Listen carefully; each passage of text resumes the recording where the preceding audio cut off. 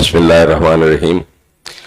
پہلے سیشن میں ڈاکٹر انوار احمد صاحب کا تعارف، ویسے تو وہ کسی تعارف کے محتاج نہیں ہیں، لیکن آپ تک پہنچا کہ وہ استاد ہیں اور ترقی پسند ہیں اور نقاد ہیں، اور خاص طور پر فکشن کے حوالے سے ان کا کام، ان کی کتاب خاص طور پر نصف صدی کا قصہ، جو اس سے پہلے فکشن کی تحقیق اور تنقید کے حوالے سے ہماری ادبی دنیا میں اپنا ایک مقام بنا چکی ہے.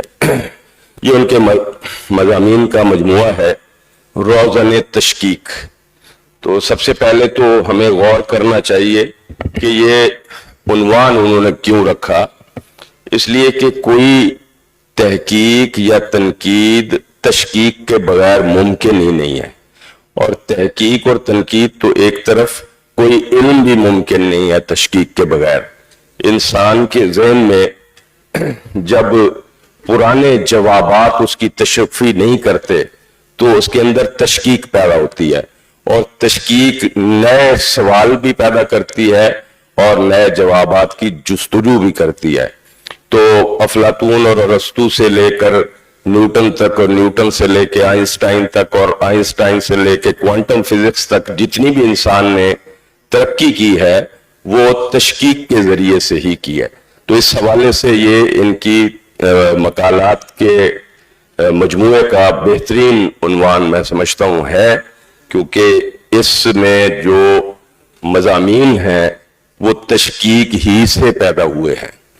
اگر پہلے سے موجود جوابات کی روشنی میں وہ لکھتے تو وہی لکھتے جو آج کل HEC سے شائع شدہ رسائل میں چھپ رہا ہے، اسی طرح کے مقالات اور مضامین آپ کو پڑھنے میں ملتے.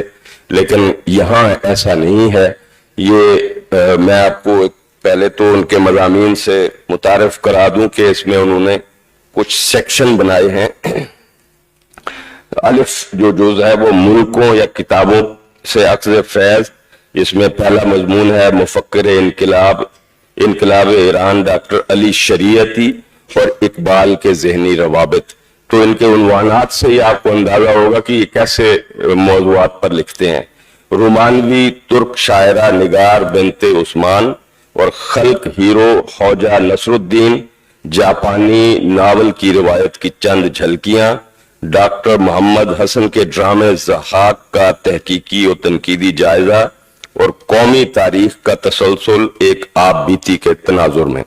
اور دوسرا اس کا ہے اردو تحقیق و تنقید. اس کے مضامین ہیں معاصر اردو تنقید کا منظرنامہ، ترقی پسند ادبی تحریک ایک محاکمہ، سر سید احمد خان اور عورتوں کی تعلیم، نثر جوش ایک مزین تصنع یا آزادی فکر کی مثال.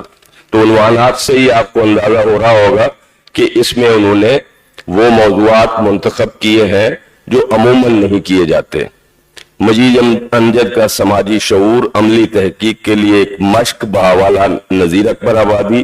اردو کے دو عظیم افسانہ نگاروں سعادت سن منٹو اور احمد ندیم قاسمی کی دوستی، اور پاکستانی اردو افسانے کا منظرنامہ گزشتہ اشرے میں. تیسرا حصہ اس کا شعر و ادب. اس میں فیض اور کلام فیض کی محبوبیت کے اسباب، فیض اور ترقی پسند تحریک کے حوالے سے تحقیق و تنقید کے نئے مباحث، جان ایلیا کی انفرادی صلاحیت اور مہاجرت کا روپ، فرت اللہ بیگ کے بارے میں چند باتیں اپنے طالب علموں سے.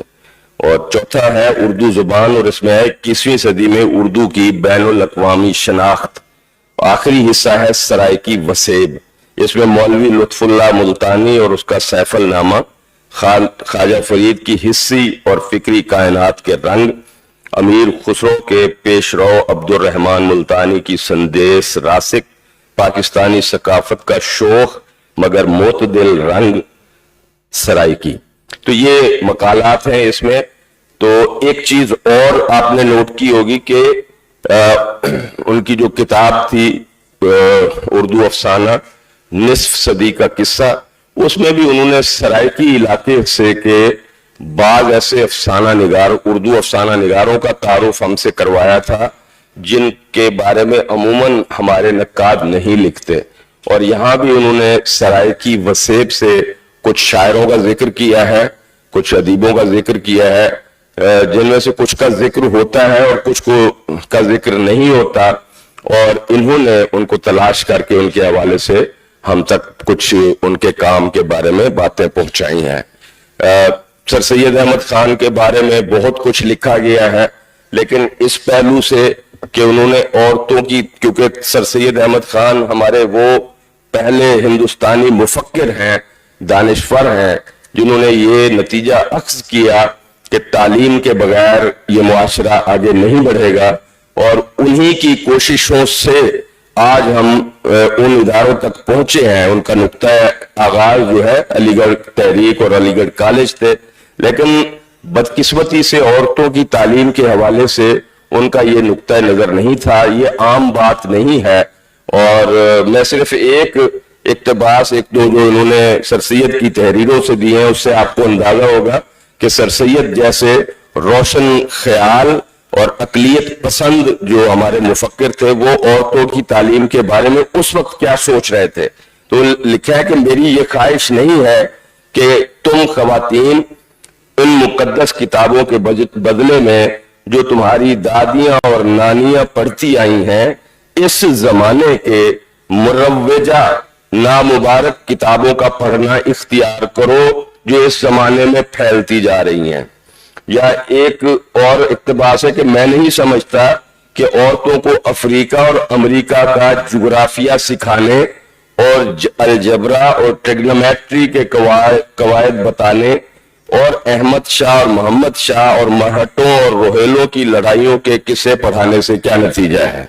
तो इस तरह की और इक्तबासात भी उन्होंने बड़ी मेहनत से और बड़ी तहकीक से सर सैयद अहमद खान की तहरीरों से निकाले हैं, जिससे ये नतीजा अक्स किया है उन्होंने कि सर सैयद जैसा रोशन ख्याल आदमी भी अपने जमाने में औरतों की तालीम का मुखालिफ था। एक तो है कि वो उसकी तरफ तवज्जो ना देते, लेकिन वो बाकायदा मुखालफत में लिख रहे थे और ये समझते थे कि नहीं होनी चाहिए। एक ऐसी गोशा था सर सैयद का जिस पे लिखा जाना चाहिए था। और आज जब हम ये बातें कर रहे हैं तो यहाँ मैं देख रहा हूं कि जो तालिब इल्म बैठे हैं उनमें सबसे ज्यादा तादाद लड़कियों की है।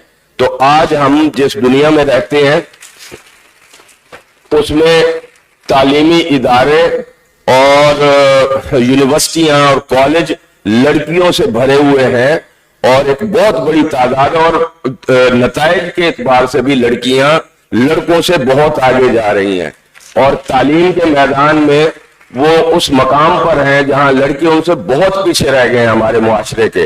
तो ये जो आज हम जिस जगह पे खड़े हैं, इसका आगाज यहां से होता है, जो हमारी तारीख का एक लाजमी और नागुज़ीर हिस्सा था जिसकी तरफ इन्होंने मुतवज्जे किया है। ये किताब तालिब इल्मों के लिए तो बहुत अहमियत की हामिल है। यहाँ ज्यादा तादाद मैं देख रहा हूं कि तालिब इल्मों की है, तो मैं समझता हूं कि ये किताब आपको खरीदनी चाहिए और पढ़नी चाहिए, क्योंकि ये आपको एक नया जाविया नजर देगी। बहुत शुक्रिया डॉक्टर ज़ियाउल हसन साहब, डॉक्टर अनवार अहमद, और हमारे बहुत आप जा रहे हैं तो मैं क्या कह सकता हूँ।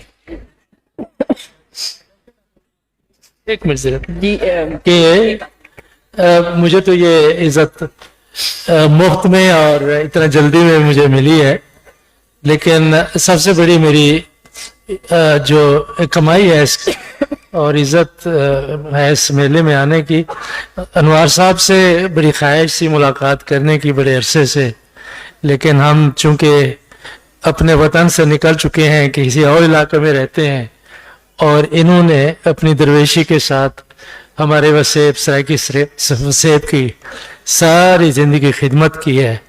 वो हमारे नसीब में गालिबन नहीं था। हम किसी और ज़मीन के थे, किसी और ज़मीन में जा बसे, लेकिन वहाँ मुल्तान के तारीख़ी वसेबी शहर में रहकर उन्होंने ऐसे ऐसे तालिब इल्म पैदा किए हैं, ऐसी ऐसी इल्मी रिवायात की बुनियाद रखी है, और इल्म में और अपनी शफ़क़त और अपनी मेहरबानी से वहाँ की वसेब में हमेशा अपना हिस्सा डालते रहे हैं। तो बड़ी खुशी हुई है किताब तो मैं बाद में पढ़ूंगा, लेकिन इस वक्त तो मैं इस बात का मजा ले रहा हूँ कि इनसे मुलाकात होगी. बड़ी मेहरबानी इज्जत अफजाई. बहुत शुक्रिया डॉक्टर रसूल बख्श रईस साहब.